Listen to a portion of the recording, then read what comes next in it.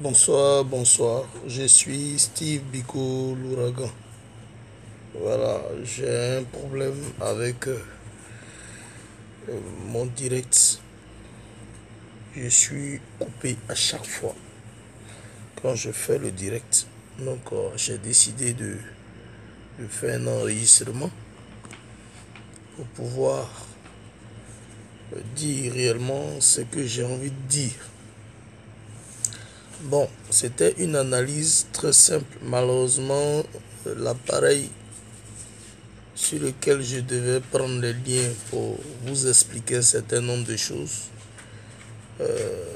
l'appareil est, est occupé par ce lien d'enregistrement. Donc je vais essayer ici, voir. Je vais essayer ici, voir. Et puis, possible, si on peut communiquer. Il s'agit de 3 points. Le premier point, il s'agit de Pascal Affi-N'Guessan. Pascal Affi-N'Guessan est venu en Europe en passant par Bruxelles. Et puis, il est venu faire ce qu'il devait faire pour couler le président Laurent Gbagbo. Malheureusement, ça n'a pas marché pour lui. Donc, il a décidé de convoquer les cyberactivistes qui sont acquis à sa cause, mais qui n'avaient pas le courage de s'afficher comme des pro-Affi ou comme des affidés. Dieu merci que depuis que nous avons parlé de ceux qui organisent des mouvements et des marches à Bruxelles, qu'on appelle communément Trop c'est trop, je l'avais dit dans plusieurs de mes vidéos que cela était manipulé par Affi-N'Guessan, par Blé Goudécha et par la première dame. Donc cela se confirme au jour, au fur et à mesure. Ce que j'avais dit là, c'est confirmé. Affi est venu les croiser à Paris, puisqu'il est à Paris en ce moment. Ils ont eu même à animer une conférence, et puis cela a été diffusé en direct. Et comme on a l'habitude de feuilleter Facebook, alors j'ai vu la vidéo à plusieurs reprises et j'ai pris le temps de stopper, de m'arrêter. Par rapport à certaines interventions. Il y a 2 personnes que j'ai reconnues. J'ai reconnu Naomi Tiédé et j'ai reconnu All Black Modo. Il y a certains aussi que j'ai reconnus, mais ce sont les noms que j'oublie. Mais c'est d'abord ces 2 personnes. Je vais d'abord parler de cette dame qui est Naomi Tiédé. Quand pour la première fois j'ai vu sa vidéo, j'ai apprécié parce que pour moi, c'est une dame, c'est une maman qui est engagée dans le combat et dans la lutte. Mais je n'avais pas les détails de son engagement et de sa motivation. C'est après qu'on m'a fait savoir un certain nombre de choses. Et puis, je me rends compte que cette dame est dans la lutte par rapport à l'argent. Dans tout ce qu'elle pose comme parle, c'est affaire d'argent. Oui. C'est-à-dire, même si, de façon involontaire, elle n'avait pas l'intention de parler d'argent, mais bizarrement, dans toutes ses actions, c'est l'argent. Oui, hein? Cette histoire de valise, c'est elle, on a vu. Mais les gens du RDL l'ont traité de voleuse. J'ai même appris qu'elle a fait cotiser des gens pour mobiliser ses propres parents à l'ouest afin de mener une résistance. On ne sait pas où l'argent est rentré. Afi arrive. Comme Afi n'a pas une cote de popularité, et quand il brandit de l'argent, automatiquement, ceux qui sont agités par rapport à l'argent, tu les vois. Et celle-là, elle a eu le courage de faire une vidéo pour dire que Afi l'a appelé, donc elle va l'écouter. Mais il y a longtemps, tu es avec Afi, Naomi. Il y a longtemps, tu es avec Afi. Donc, il ne faut pas venir nous berner. Voilà, vous avez décidé de le soutenir, continuer dedans. Il y a encore un autre perroquet qu'on appelle Al Black Modo. Il dit que lui, il est écouté et que quand il parle, c'est mis en exécution. Il parle comme s'il avait le droit de vie ou de mort sur les gens. Et lui parle, il pense que la politique, c'est venir réciter, comme on appelle, les mots du dictionnaire, hein, et faire courant qu'on fait de la politique. Moi, j'ai remarqué ce gars-là.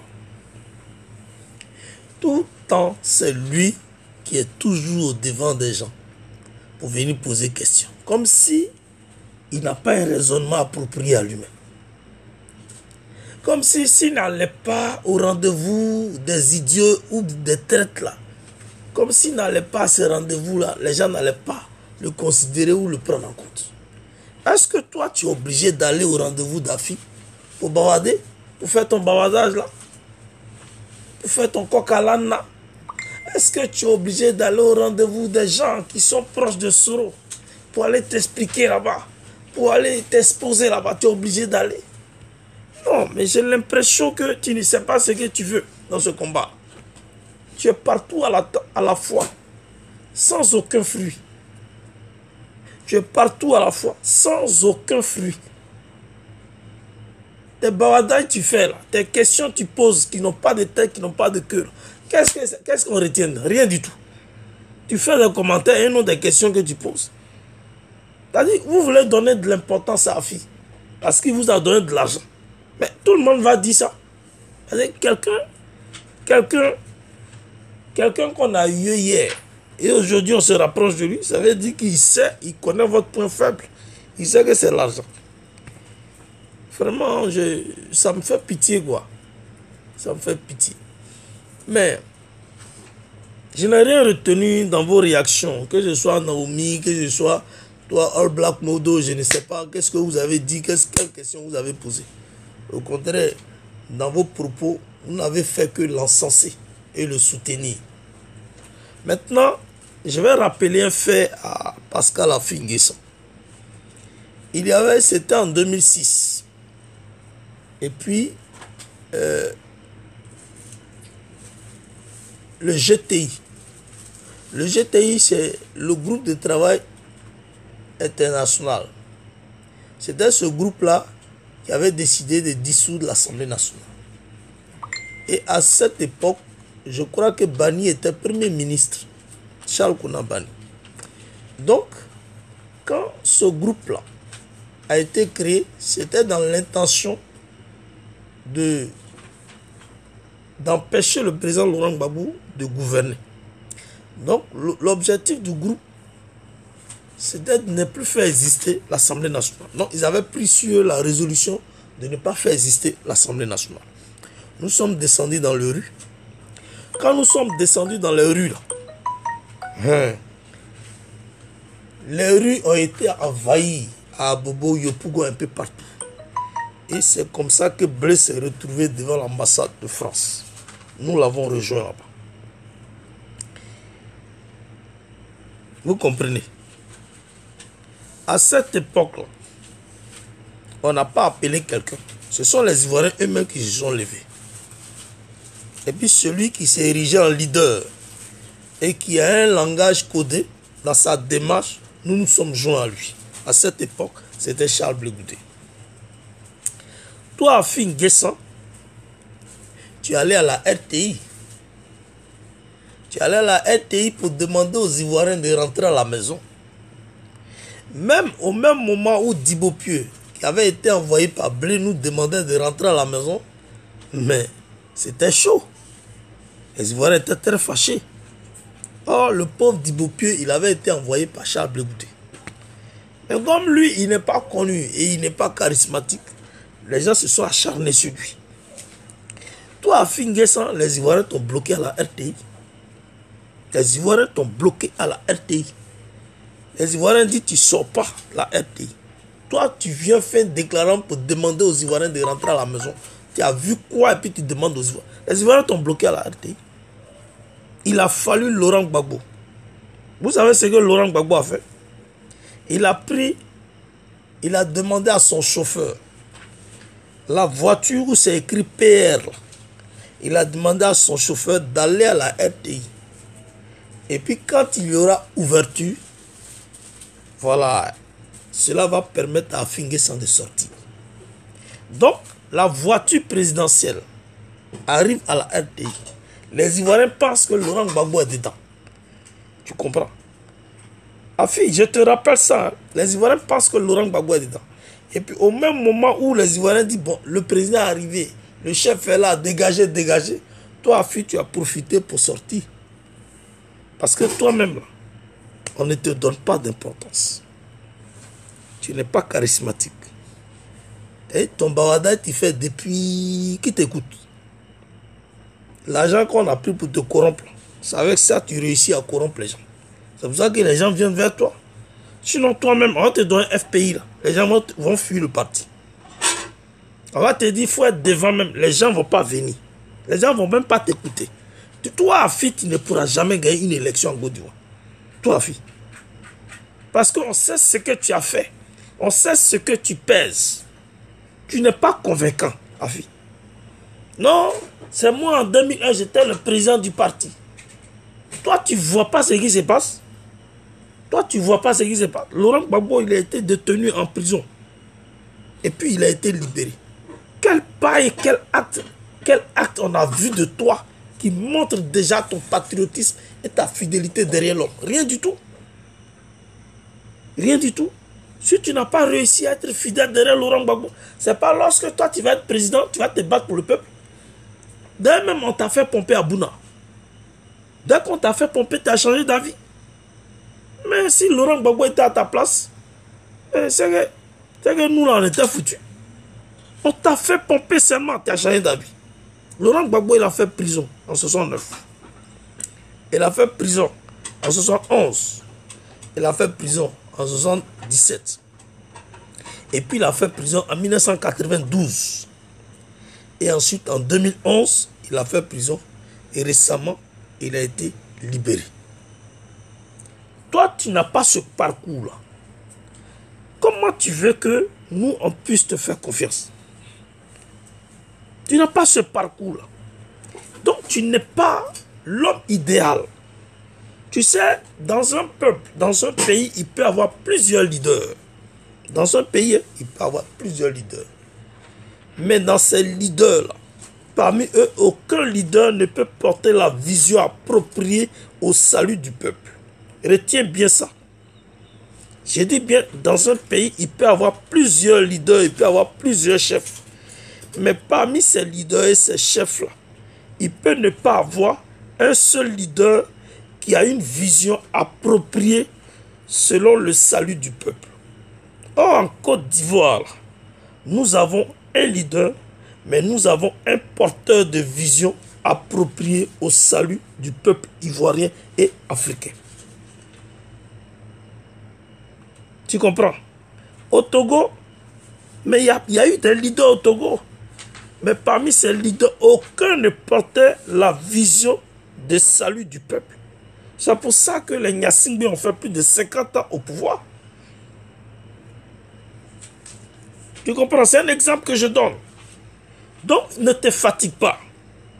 Tu n'as pas la caution du peuple, tu n'auras jamais la caution du peuple parce que ta démarche même te trahit. Tu vois, ta démarche te trahit. tes actes que tu as posés là t'ont trahi. Tout ce que tu vas dire, même si tu as raison, les gens ne vont même pas t'écouter. Je parle de toi, hein, Pascal Afingis. Même si tu as raison, les gens ne vont jamais t'écouter. Parce que tu n'as pas sur toi l'onction divine. Dieu ne t'a pas mandaté pour une mission. La seule chose que les Ivoiriens ont besoin, c'est la liberté. Ce n'est pas que quelqu'un va être président. Ce n'est pas selon les règles, non, c'est moi, je dois être président. C'est pas ça nous on cherche. Toi, tu es devenu président et puis nous, on gagne quoi? Quel programme, toi, tu as nous montré encore? Le meilleur programme que nous, on connaît et qui est rentré dans nos tripes et dans nos sangs, c'est le programme du président Laurent Gbagbo. Quel genre de programme, toi, à Finguessan, tu as venu nous montrer encore? Si toi, tu penses, parce que tu penses à toi, parce que toi, pour toi, il faut que tu sois président, mais c'est qu'en ce moment, tu ne mènes pas un combat pour le peuple de Côte d'Ivoire. Tu mènes un combat pour toi-même, parce que ton ami est arrêté, il est en prison. Tu n'es même pas allé le voir, tu le torpilles partout. Tu as réussi à composer avec ses ennemis. À François Hollande, tu as discuté avec lui. Qui t'a donné la permission de discuter avec François Hollande? Qui t'a donné la permission d'aller parler à Draman? Qui te donne la permission même de discuter avec tous les démons qui sont dans l'ombre? Qui te donne cette permission? Tu dis que tu es à la tête du FPI, mais toi tu penses que le FPI là s'est quitté au ciel pour tomber? Il y a des gens qui ont créé ça. Donc quand ils t'ont mis là, eux ils te surveillent. Quand ils ne rentrent plus dans l'esprit du parti, ils sont obligés de t'enlever. Toi tu as fait croire que Laurent Gbagbo n'avait pas écrit une lettre pour sa candidature. Tu as crié sur le toit. Oh, c'est Blé Goudé qui t'a induit en erreur. C'est lui qui t'a fait comprendre que Laurent Gbagbo n'est pas dans le schéma pour être candidat au FPI. Oh, le président Laurent Gbagbo dit lui-même là, c'est lui qui a écrit la lettre. Il a donné son OK. Les militants lui ont donné la caution. On a organisé le congrès de MAP. Toi, tu n'as pas fait arrêter tes camarades pour les mettre en prison. Toi, tu viens bavarder à Paris. Toi, tu crois que ton groupe à Paris que tu as acheté là, il peut faire quoi? Il peut changer quoi? Il raconte trop de bêtises. Voilà, pour te dire ça.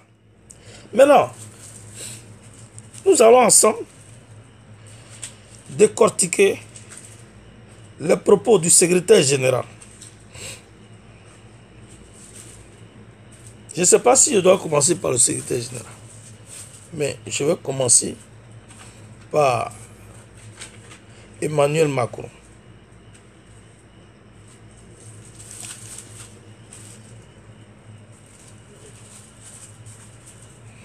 Je vais commencer par Emmanuel Macron.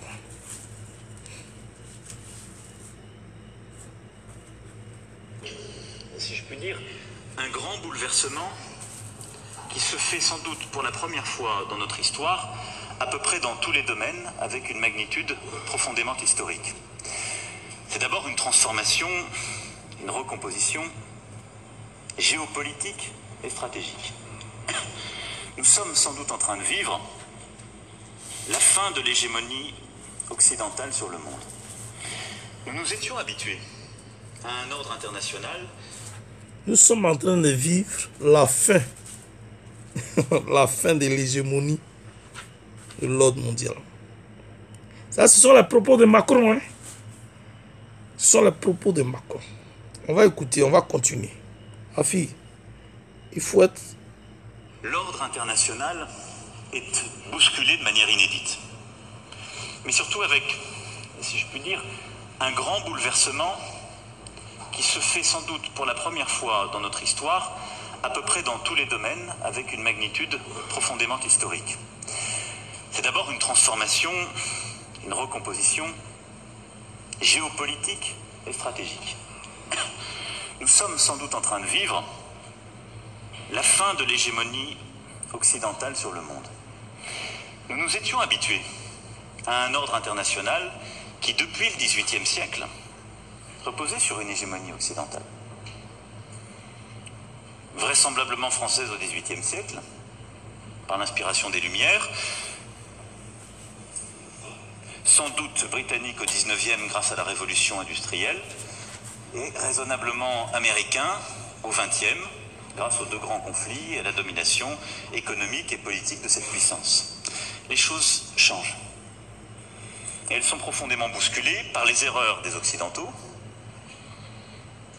dans certaines crises, par les choix aussi américains depuis plusieurs années, et qui n'ont pas commencé avec cette administration, et qui conduisent à revisiter certaines implications dans des conflits au Proche et Moyen-Orient et ailleurs, et à repenser une stratégie profonde, diplomatique et militaire.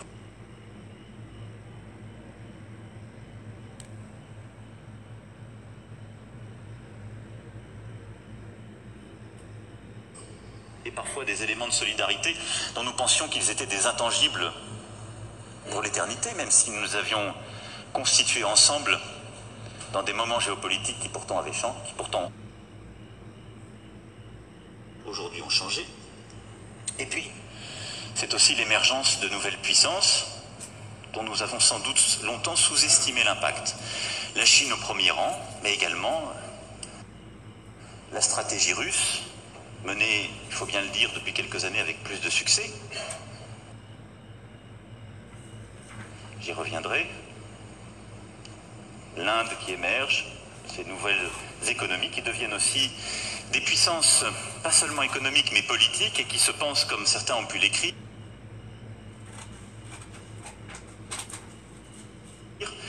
comme de véritables États-civilisations, et qui viennent non seulement bousculer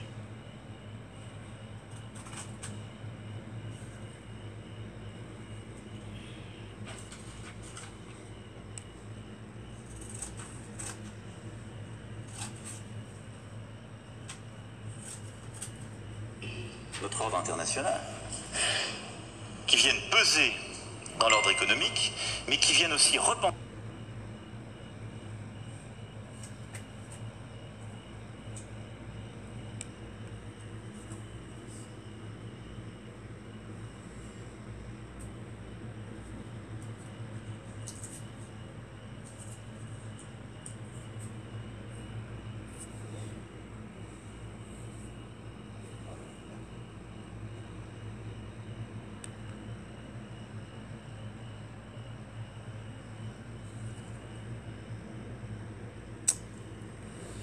Bien, je crois que on a bien saisi ce qu'il a dit. Voilà, on a bien saisi ce qu'il a dit. Comme les conditions ne sont pas véritablement réunies pour bien m'exprimer, je crois que je vais dire l'essentiel. Les propos de Macron montrent déjà que l'ordre mondial est en train de changer. Mais il y a une personne qui a été ciblée en Afrique. Ils étaient deux d'abord à l'époque. Il y avait Muammar Kadhafi, il y avait Laurent Gbagbo. Muammar Kadhafi est mort. Mais Laurent Gbagbo, il est encore vivant, il est resté vivant. Le procès du président Laurent Gbagbo, c'est-à-dire le procès qu'on a fait au président Laurent Gbagbo, ont permis au monde entier de comprendre les actes diaboliques de la France. Et cela a mis à nu la France dans toute sa diabolisation, dans tout son comportement diabolique. Ça a mis la France à nu. Donc, quand ça a mis la France à nu, ça fait que la France a perdu de ses plumes. Et les autres grandes puissances se sont rendues compte qu'elles ont été trahies par la France dans la transmission, dans les rapports. Donc, la France, du coup, est en train de sombrer. C'est ce que Macron est en train de dire. Voilà le vrai combat que Laurent Gbagbo mène. Et toi, tu viens, je ne sais pas de quoi tu parles. C'est moi ici le président du FPI. C'est moi ici à la tête. C'est moi on doit suivre. C'est moi que Bédier devait appeler. Tu crois que nous, on est dans ton enfantillage là? Hein? Toi, tu es en train de faire du bébéisme politique. Tu crois qu'on est à ce stade là? Non, je me suis rapproché d'eux pour qu'on discute avec eux. Toi, tu es qui même? Qui t'a envoyé? Toi-même, ton patron, ton chef, là, il est détenu par ces gars. Et puis, c'est toi, tu es camarade avec eux. Gbagbo Laurent, quand il pose un acte, là, c'est pour le bien du peuple ivoirien et africain. Et là, ce qu'il est en train de créer, ils n'ont pas réussi, mais c'est Gbagbo qui a plutôt réussi à tordre le cou au système Foccart. Les États-Unis sont tombés devant la Syrie de Bachar al-Assad. Donc l'ordre mondial est en train de changer. Si tu n'as pas compris ça, finir ça. Reste tranquille. Hein? Assoadou a fait une déclaration. Cette déclaration, dans le fond et dans la forme, est en train de nous obliger à sortir. C'est un mot d'ordre. Et je salue là, Durand Zagol. Oui, l'un des grands leaders de l'UNG. Je le salue déjà, il a déjà donné le ton. Il faut le suivre, il faut l'écouter. Comme vous cherchez leader pour le mot d'ordre, pour être devant, voilà, Zagol a commencé à se signaler. Sortez, suivez Zagol. Moi, à partir du 7-8, je ferai même une vidéo avant le 7, le 8. C'est-à-dire le 7, la Cour pénale internationale doit se prononcer. Donc, à partir de ce moment, avant le 7, là, moi, j'ai fait une vidéo pour vous demander de vous apprêter. Si ce n'est pas en notre faveur, on sort. Si c'est en notre faveur, on sort pour jubiler aussi. Mais si ce n'est pas en notre faveur, là, c'est pas bon. Draman, il doit partir. C'est ça qui est le plus important. Voilà ce que je tenais à vous dire. Je vous remercie. Bon.